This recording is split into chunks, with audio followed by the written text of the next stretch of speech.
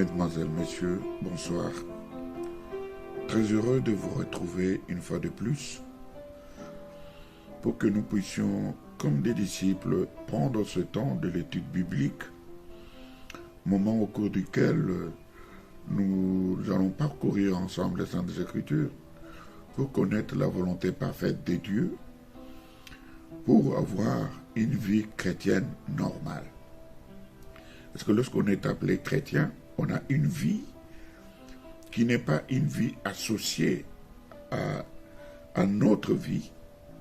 Ce n'est pas une vie ajoutée, ce n'est pas une vie complémentaire, ce n'est pas une vie annexée à notre vie normale, ordinaire, comme qui dirait que nous avons deux vies, ou nous avons une double personnalité.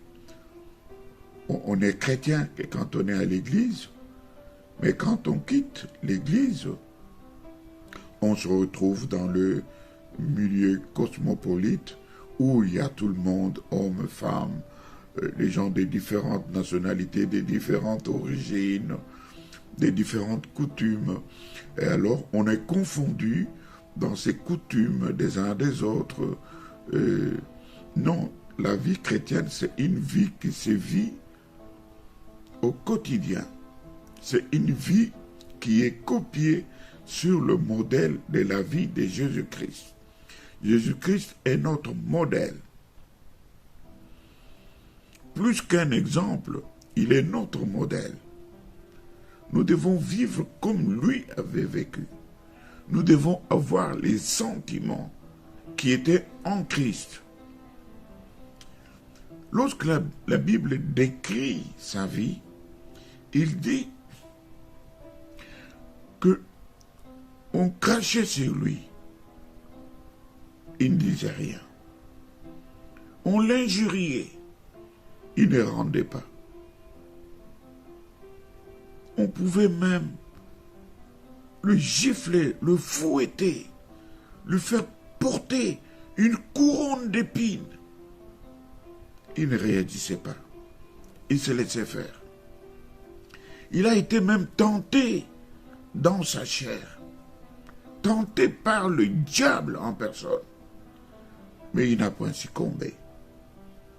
Or, la Bible déclare que c'était Dieu qui s'était formé un corps pour venir dans ce monde, pour porter les péchés de tous, afin d'apporter la délivrance, le salut à quiconque croira à la bonne nouvelle de Dieu. Donc, nous en tant que disciples, nous sommes animés, nous sommes remplis des sentiments qui étaient en Christ. Nous sommes de saintes personnes.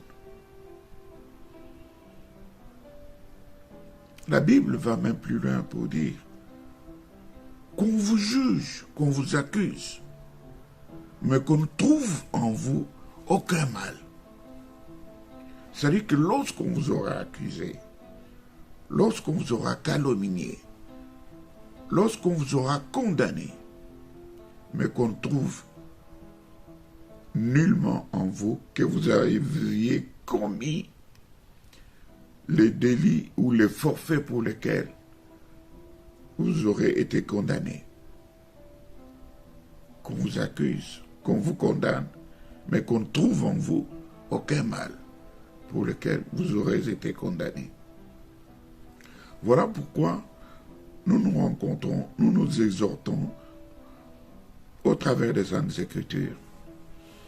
Nous sommes encore aujourd'hui dans notre grand chapitre de délivrance. Nous avons parcouru beaucoup de semaines. Nous sommes restés très longtemps dans ce chapitre parce que c'est un chapitre très important de notre vie et de la vie de tout enfant de Dieu. Et il peut aussi aider des personnes qui sont dans des liens, qui sont possédées, des personnes qui vivent dans une certaine domination, dans une dépendance aux démons, aux forces qui dominent sur elles. En entendant notre discours, ils peuvent se situer. Le Saint-Esprit peut les toucher. Le Saint-Esprit peut les couvrir.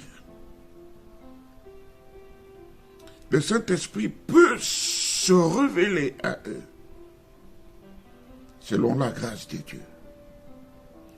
Et ainsi, ils pourront comprendre certaines choses, suivre une bonne marche, une bonne direction qui pourrait les amener à leur délivrance,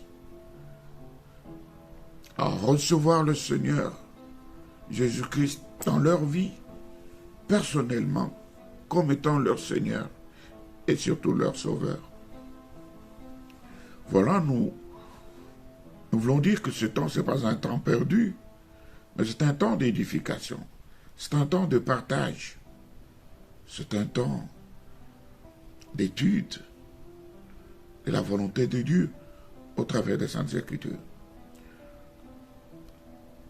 Dans notre grand chapitre de délivrance, nous avons évolué dans beaucoup de sous-points, de sous-titres, mais celui dans lequel nous sommes restés très longtemps, c'est le sous-titre des liens. Les liens personnels, les liens volontaires. Et là, nous continuons toujours et encore dans les liens volontaires, dans les liens personnels. Mais nous avons un deuxième sous-titre aujourd'hui qui est les guérisseurs.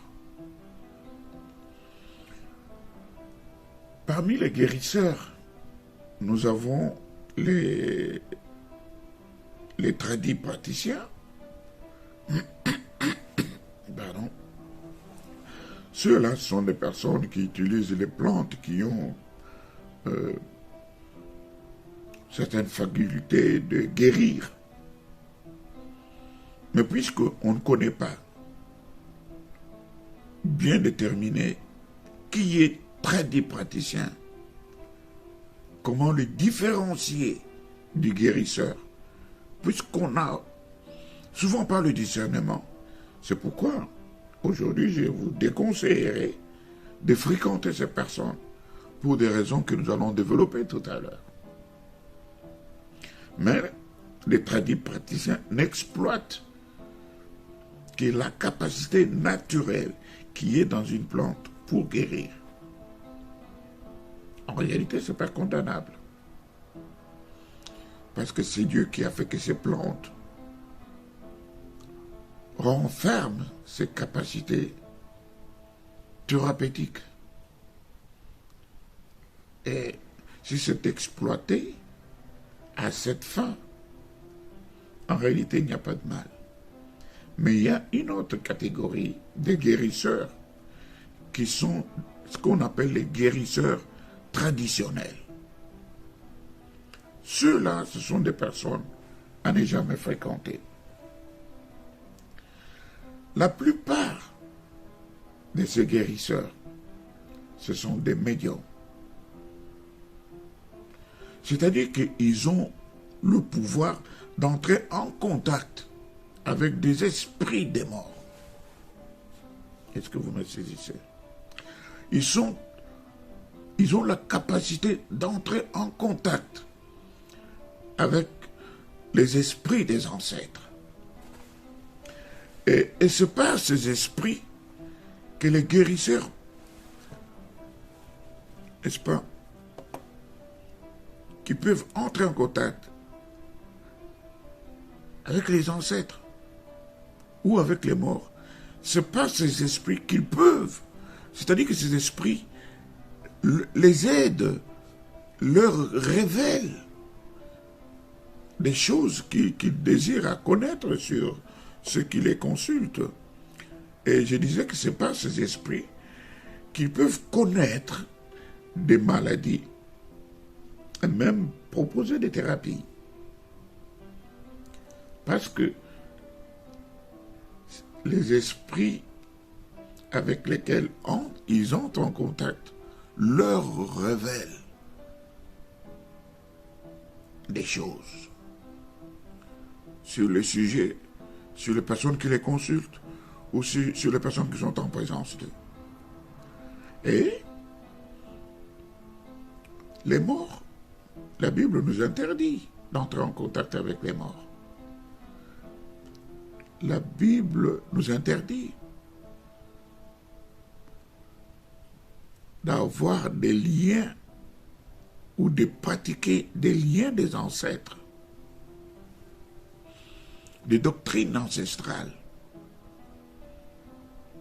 qui n'ont rien à voir avec Dieu, mais qui sont des divinités étrangères.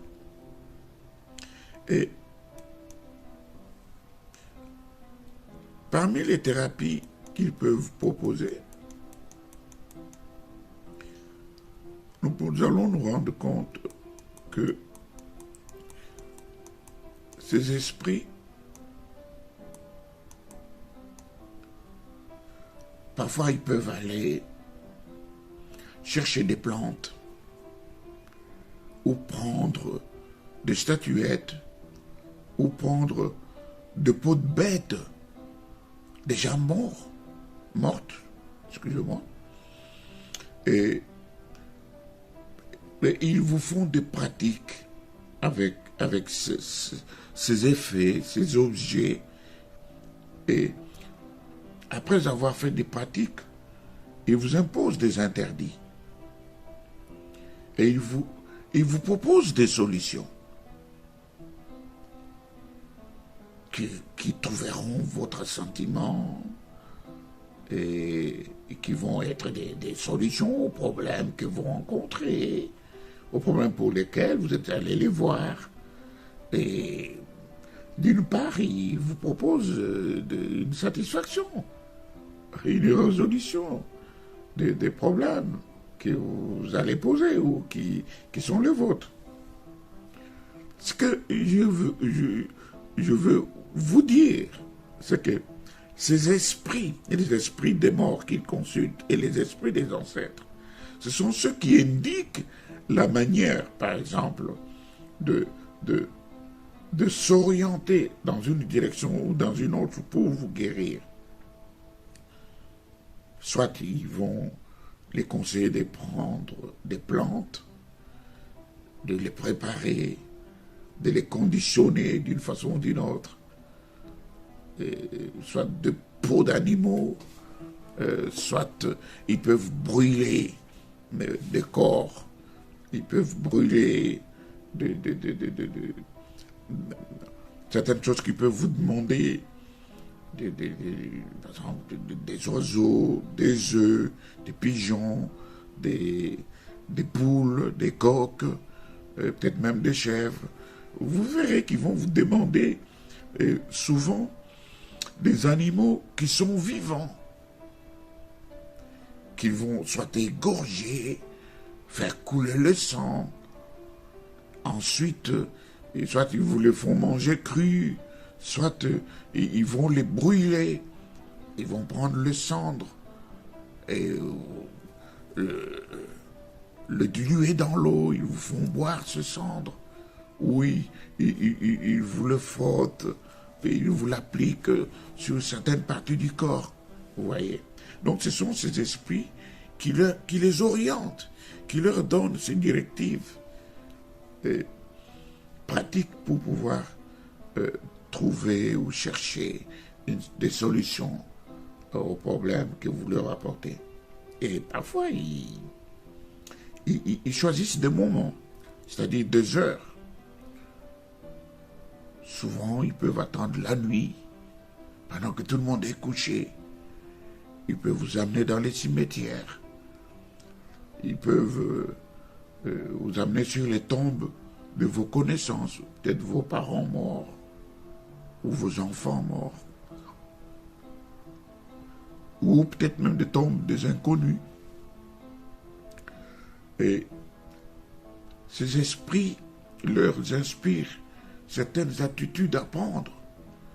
Ils peuvent vous dire que bon voilà, quand vous arrivez à votre bureau, n'entrez pas en face en marchant droit, tournez-vous et entrez en reculant avec le dos. Vous voyez par exemple. Et, ou soit ils peuvent vous donner des bracelets, des ficelles, des amulettes, des choses que vous allez porter sur votre corps ou que vous allez garder en un lieu où personne d'autre ne peut ni toucher ni voir. Vous voyez. Donc, toutes ces directives, ils les reçoivent de ces esprits. Généralement, il y a des incantations qu'on fait soit pendant la cueillette des plantes, on fait des incantations pendant qu'il est en train de cueillir. Il fait des incantations, soit pendant qu'il prépare la fameuse potion, la potion magique, appelons-la comme ça. Il fait des incantations pendant qu'il prépare. Il peut faire des cris, des grimaces, il peut entrer en transe, il va parler, vous sentez, il parle à ses esprits, soit il est en transe, soit vous-même vous entrez en transe. Ou alors, si ce n'est pas pendant la cueillette, si ce n'est pas pendant la préparation, c'est peut-être pendant l'administration de cette potion, de toutes ces préparations fétichistes. Vous voyez. Donc, pendant qu'il administre cela, il faut aussi faire des incantations. Et alors, souvent, comment il procède? Ces esprits leur inspirent de cueillir certaines herbes selon un rite précis. C'est-à-dire que parfois, quand il est en train de cueillir ces herbes, il ne parle pas. Il a la bouche fermée. Vous voyez, par exemple, où il est seul, où il va à une certaine heure précise, pas à n'importe quelle heure. Parfois, ces plantes qu'ils vont cueillir, ce sont des plantes qui sont à des endroits spéciaux, comme dans des cimetières. Souvent, vous voyez, dans des cimetières, il y a des plantes, parfois qui ne poussent pas comme ça, comme des plantes normales, mais c'est planté à dessein. Ça a certains pouvoirs. Et ces guérisseurs, diaboliquement initiés ou révélés ou conduits, ils vont jusque là où il y a ces plantes. Ils les arrachent parce qu'ils savent que ça a certains pouvoirs démoniaques, maléfiques, pour guérir ou pour répondre à leurs exigences. Et parfois, vous le verrez aller souvent à la croisée des chemins. Vous le verrez, soit les eaux dont ils se sont servis pour préparer, ou les eaux avec lesquelles ils vous auront lavé, ils vont aller jeter ça à la croisée des chemins. Ce sont des eaux qui ont absorbé la maladie, qui ont absorbé la malchance que vous portiez, la poisse, ou ils disent qu'ils vous lavent pour ôter de vous la poisse, la malchance, le malheur, une maladie quelconque. Et ils vont jeter ça dans la croisée des chemins, dans les carrefours, si vous voulez bien, ou dans des ronds-points, dans des giratoires, dans des ronds-points. Et là, soit la première personne qui passe par là et qui marche sur ces eaux attrape cette maladie-là. Donc, elle vous quitte pour aller se loger dans une victime qui passerait par là, la première, et qui marcherait sur ces eaux qui avaient été jetées. Vous voyez. Donc, souvent, à la croisée des chemins, dans des carrefours, c'est des endroits où se font beaucoup de choses pendant la nuit. Des incantations, et où parfois sont jetés les eaux usées, ou les fétiches, ou les résidus de ce que ces guérisseurs, ces praticiens viennent après avoir délivré ou lavé ou purifié les personnes qui les consultent. Alors, ils jettent ça là. Donc, ils ne peuvent pas guérir complètement. Ils les retirent d'une personne pour aller piéger une victime autre qui portera cette malédiction qui était sur vous. Elle va tout simplement se transférer sur une autre victime.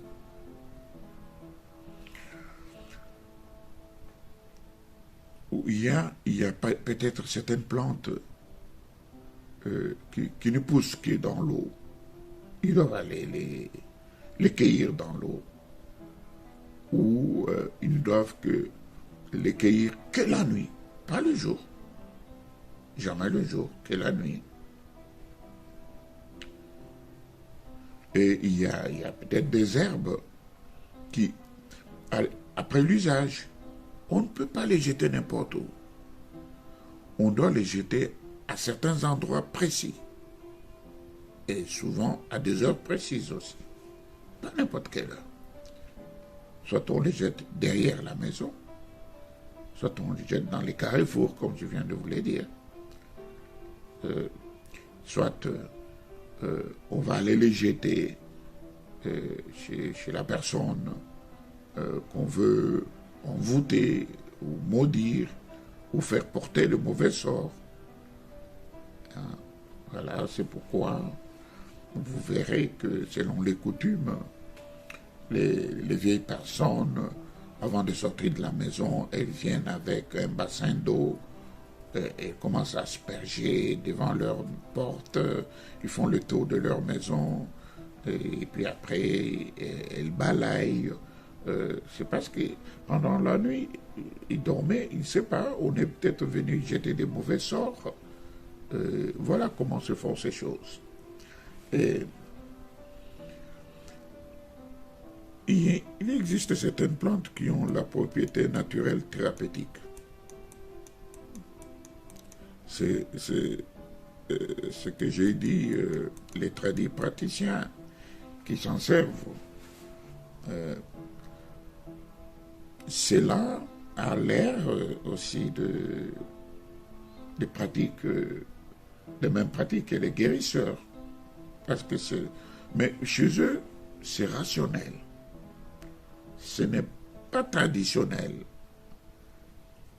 mais c'est rationnel. Pourquoi? Parce que ils savent, ils sont instruits. Parfois, ils sont enseignés que telle plante a telle vertu de guérir. Et comme je venais de vous le dire, comme on ne sait pas distinguer les guérisseurs occultes d'avec les tradis praticiens, vaut mieux s'abstenir de faire recours à toutes ces personnes, sauf si on a le discernement, ou si on est instruit sur l'authenticité ou la pratique exacte du tradit praticien ou de la personne que l'on va consulter. Si on est sûr que c'est un véritable tradit praticien, qui guérit ou qui fait sa science selon les normes de la science. C'est-à-dire, il n'utilise que les plantes, il ne fait pas des incantations,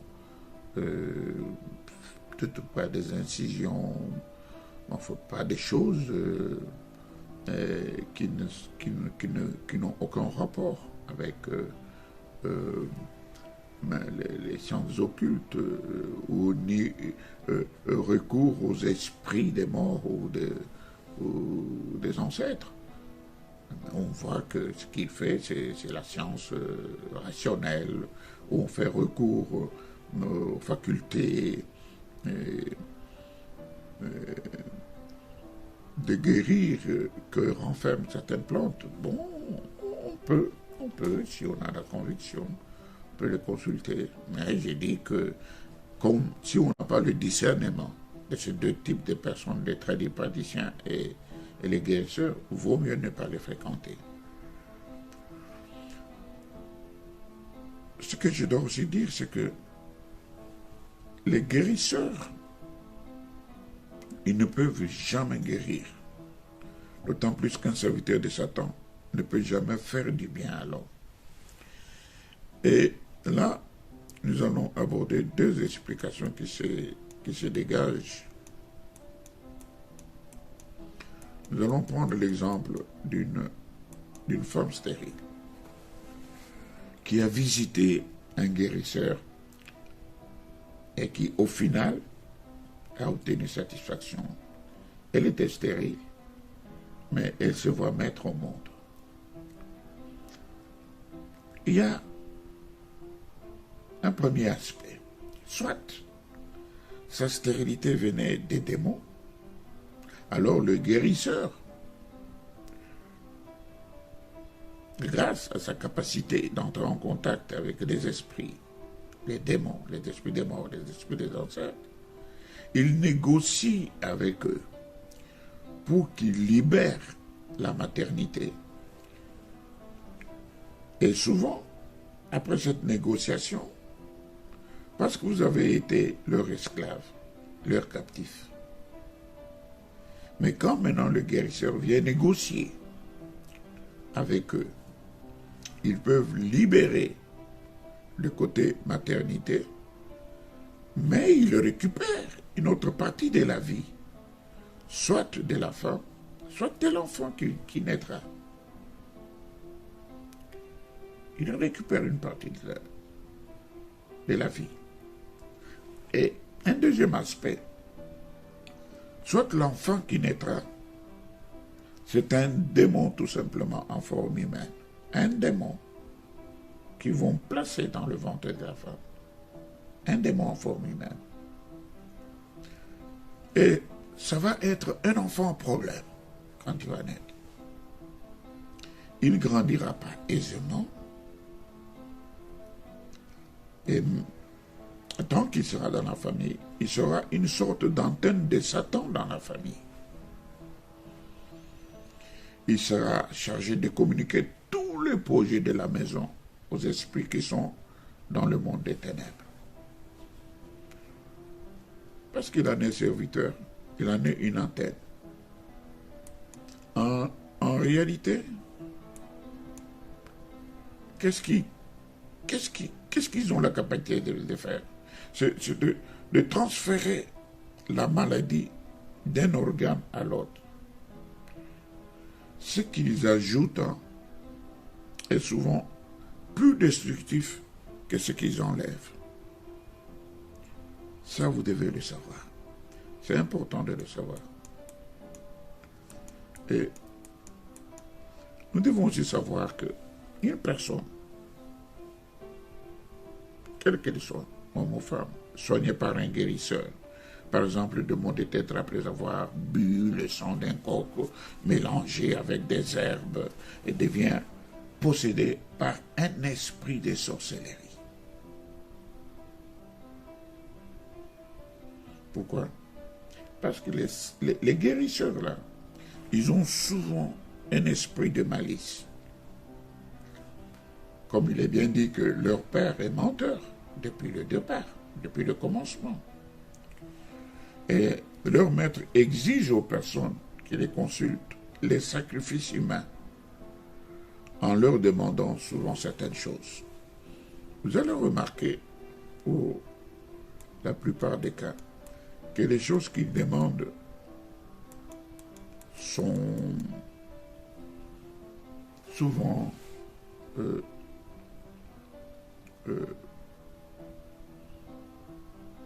des choses qui vivent. Ça peut être des coques, ça peut être un œuf. Vous voyez, dans l'œuf, il y a une vie. Ça peut être des sauterelles, ça peut être les cheveux d'une personne, ça peut être les ongles, ça peut être la salive. Ils peuvent demander les urines, ils peuvent demander même le sang. Parfois, pendant la période de menstruation d'une femme, pendant les règles, on lui demande le sang ou on lui dit fais tout. Amène-nous le sang de la personne. La personne peut vous piquer, peut vous blesser, mais pendant le sommeil, prudemment, sans donnant l'impression de ne pas le vouloir, et il va se presser de vous soigner, de vous mettre un peu de médicaments cicatrisants, entre-temps, avec des compresses. Elle essaie de soigner la plaie. Or, elle vous prend le sang qu'on lui a demandé. Et c'est ainsi que ils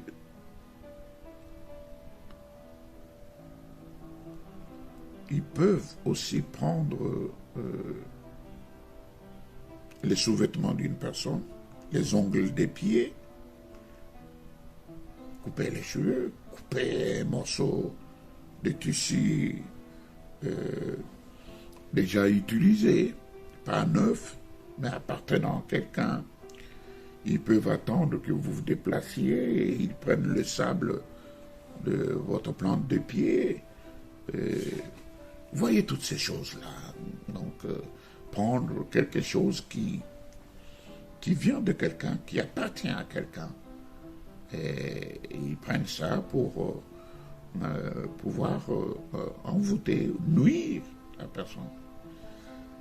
Et toute personne, dans ce cas, il faut savoir que toute personne qui a été consultée un guérisseur, il est sous le coup d'un envoûtement.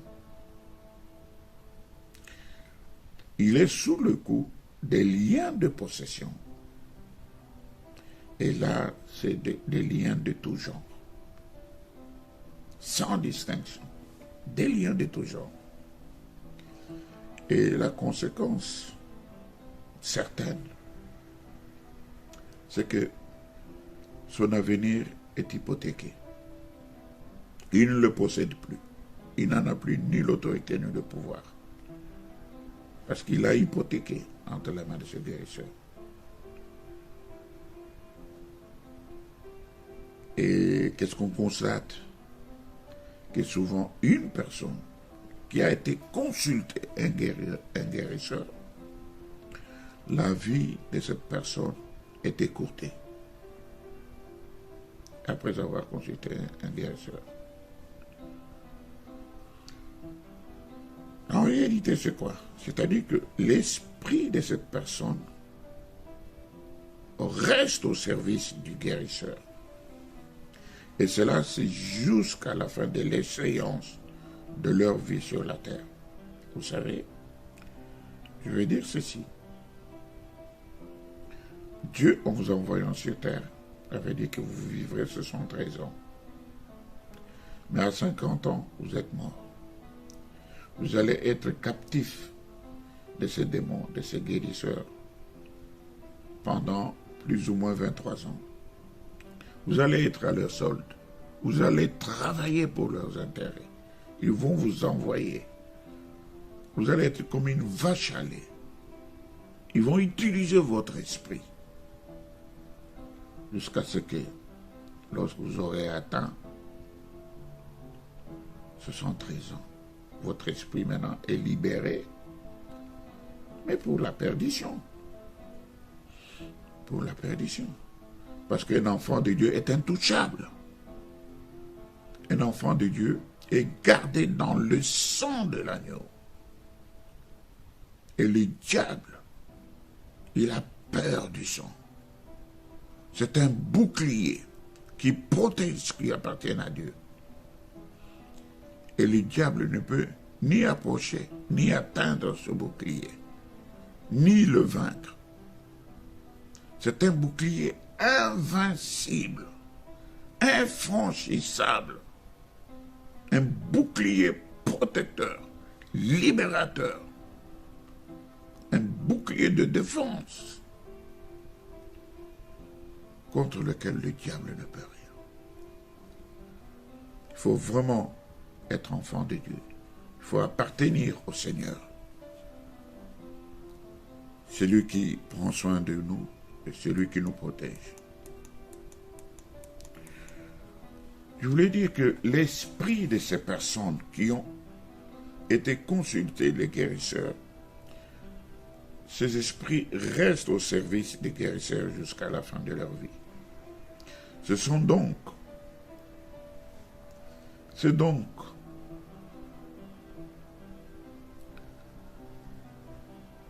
qui se retrouvent dans ces conditions. Des personnes qui se croient satisfaits, qui croient avoir trouvé des solutions, tout ça, c'est de la fantaisie. Je veux dire que c'est une mascarade. Mais en réalité, ce que eux font en vous miroitant ces semblants de guérison, de solution, de bien-être, d'enfants, de travail, de protection. Mais ce qui... lorsque ils vous échangent ce mirage qu'ils vous montrent, ce qu'ils vous donnent est pire que ce que vous recevez.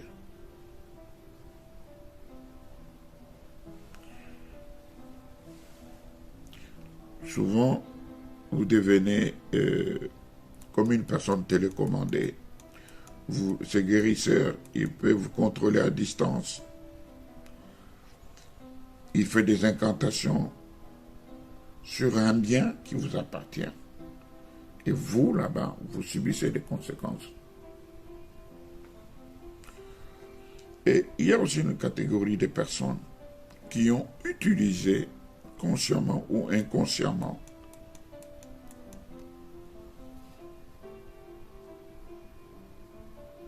qui ont consulté les guérisseurs, qui ont utilisé des amulettes, qui ont utilisé des herbes, qui ont utilisé les eaux ou autres herbes ou gris-gris ou des huiles ou des cendres ou les bracelets ou les colliers ou les ficelles autour des chevilles ou de la taille, beaucoup d'autres choses de ce genre. Et ceux qui ont utilisé ces choses, le pouvoir satanique, qu'ils l'aient fait consciemment ou inconsciemment, ils sont esclaves de Satan, car il n'y a rien pour rien dans le royaume de Satan. C'est du donnant-donnant. Il ne vous donne pas pour rien. Il ne vous laisse pas sans rien. Il vous prend quelque chose et il vous donne ce qui semble être pour vous une solution. Et qu'est-ce que je vais dire dans ce cas? Quand une personne se rend compte de ces choses, qu'elle est possédée, que depuis qu'elle a consulté le guérisseur, les choses ne vont plus bien, elle n'est plus tout à fait d'accord, elle n'est plus tout à fait contente de sa vie, elle voit que les choses n'évoluent plus bien comme elle le désire, elle sent que tout a basculé, plus rien, et elle prend même la décision de renoncer à toutes ces reliques qu'on lui avait données. Il les prend, il les abandonne, ou il les jette. Je vous dis que ce n'est pas de cette manière que ça doit se faire. Le fait de jeter unilatéralement si vous voulez bien, c'est-à-dire de jeter tout ce que on a possédé ou reçu de ces guérisseurs. Vous jetez toutes ces histoires après les avoir reçues, ou même après les avoir utilisées. Cela n'est pas votre délivrance. Le fait de les jeter, le fait de les abandonner, cela n'est pas votre délivrance. C'est ce qui explique, pour certaines personnes, même une fois converties, ils sont restés en possession de ces reliques, de ces choses, et ils ont difficile à grandir spirituellement. Leur croissance spirituelle stagne. Ils sont toujours bébés spirituels. Un petit bobo, permettez que je l'appelle comme ça. Ils sont incapables de demander leur guérison, ni l'intervention divine. Il faut toujours aller voir l'homme de Dieu. Et ils sont toujours enfants. Ils ne grandissent pas spirituellement. Parce qu'ils ont encore des liens qui les retiennent. Vous voyez. Ce qu'il faut, quand bien même on a reçu le Seigneur, quand bien même on a renoncé à ces choses, après les avoir utilisées, non, ce qu'il faut, c'est de confesser d'abord. Ensuite, d'abandonner. Et troisièmement, de sortir tout ce qu'on avait reçu auprès de ces guérisseurs. Et aussi briser tous les interdits, s'il en existait. Et enfin, passer par le service de délivrance avec un serviteur de Dieu. Et là, l'idolâtrie active peut avoir deux formes. Nous l'avons dit déjà autrefois dans notre chapitre des liens. Il y a la magie active qui peut avoir deux formes. Donc l'idolâtrie. Il y a la magie blanche qui consiste à obtenir une faveur. Vous voyez, les gens qui font la magie blanche, cela a tout l'air de quelque chose de bien. Vous ne voyez pas quelque chose de mauvais. On peut obtenir la protection. Tout le monde a besoin de la protection. On peut obtenir l'argent. On peut obtenir un pouvoir ou une capacité de séduction en dehors des normes normales et en dehors des principes bibliques. Là, il s'agit de la ruse de Satan qui aveugle sa victime avec les biens matériels, c'est-à-dire la gloire, le succès, la prospérité. Et là, nous pouvons lire dans Luc, chapitre 4, versets 5 à 7, pendant que je le dis, le verset est en train de passer. Ce que je veux dire, c'est que le diable, lorsqu'il offre toutes ces choses, mais il retient toujours l'esprit de la personne, de sa victime, captif. Et sa vie sera à la guise du diable qui va la manipuler à sa guise. N'est-ce pas? La vie sera à la merci du diable qui va manipuler la vie et même l'esprit de ses victimes à sa guise, comme il le veut. Et la magie noire, c'est l'art de nuire, contrairement à la magie blanche. Mais tous, l'un et l'autre, ils sont mauvais, que ce soit la magie noire ou la magie blanche. Bien que la magie noire, et la magie blanche plutôt, consiste à obtenir une faveur, que nous avons cité, la protection, l'argent, et certains pouvoirs, la gloire, le succès, la prospérité. La magie noire, elle, c'est l'art des nuits. Les puissances spirituelles comme l'incrédulité, comme les maladies chroniques, les morts subites, ainsi de suite, c'est des nuisances, beaucoup plus des nuisances physiques, vous voyez, que la magie noire, elle a comme effet sur des personnes, les nuisances physiques. Et c'est ainsi que je vais devoir prier, compte tenu du temps, parce que dans l'imagerie, c'est le temps qui compte. Comme ça, nous serons prêts le jeudi prochain pour aborder un autre sous-titre, toujours dans le domaine de notre grand chapitre, la délivrance, dans le sous-titre des liens personnels, des liens volontaires. Père de toute gloire, ce que les hommes cherchent sans trouver est en toi.